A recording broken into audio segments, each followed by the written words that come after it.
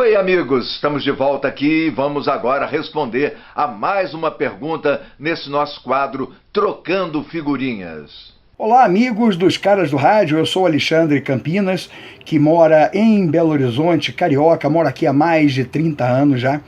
E eu quero fazer uma pergunta do fundo do meu coração para os Caras do Rádio, do meu coração de torcedor carioca, de torcedor do Flamengo, do Mengão, daquele Mengão da década de 80, início da década de 90. O que a gente vê hoje no Brasil é a meninada toda torcendo para os grandes times europeus, e não sem razão, grandes craques, grandes esquemas táticos, novidades em termos de tática e tudo.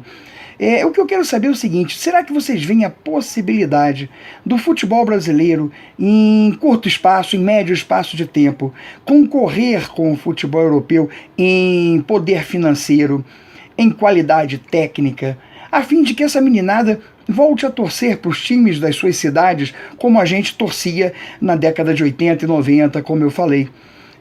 Uma década em que a gente, às vezes sem dinheiro, ia para o Maracanã do primeiro para o segundo tempo, olha só, entrar pela geral gratuitamente, que era franqueado aos torcedores, né? Uma época linda, de ouro do futebol brasileiro. Então eu quero saber isso de vocês. E como diz o nosso amigo aí, o Jorge Eduardo, fiquem com Deus porque ele existe. Agora, para torturar o Perrô, eu vou fazer assim, ó, preste atenção. Olha aí, Perrô. Olha aí, Perrô.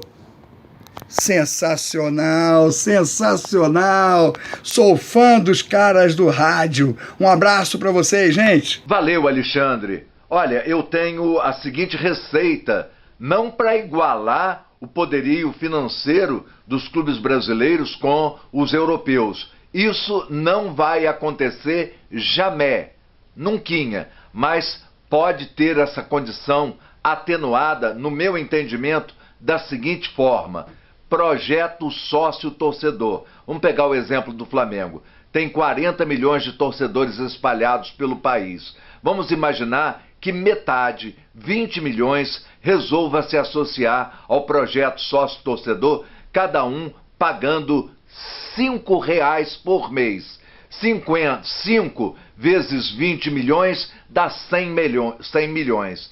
Vamos fazer uma outra situação aqui. Ao invés de 20 milhões, 10 milhões de torcedores do Flamengo, cada um pagando R$ 3 como sócio torcedor.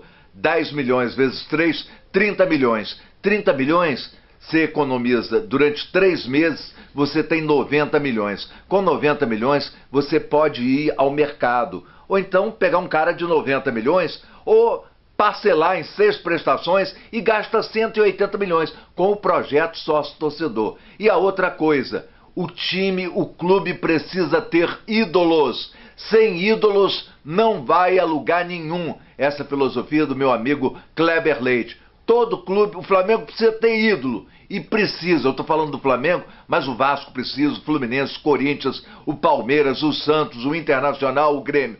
Sem ídolo. E o projeto torcedor, na minha opinião, é a saída. Então é isso, minha gente, essa é a minha opinião. Estou lembrando para vocês, mande também aqui a sua pergunta. Pega o seu celular na posição horizontal e grave. Alô, aqui quem está falando é Cláudio. Eu sou do Rio de Janeiro e queria perguntar para os Caras do Rádio o seguinte: quem é o mais chato desse programa? É o Jorge Eduardo ou é o Edson Mauro? Ou são os estagiários? Mande a sua pergunta, não deixe. E mais importante, inscreva-se aqui em nosso canal. Inscreva-se.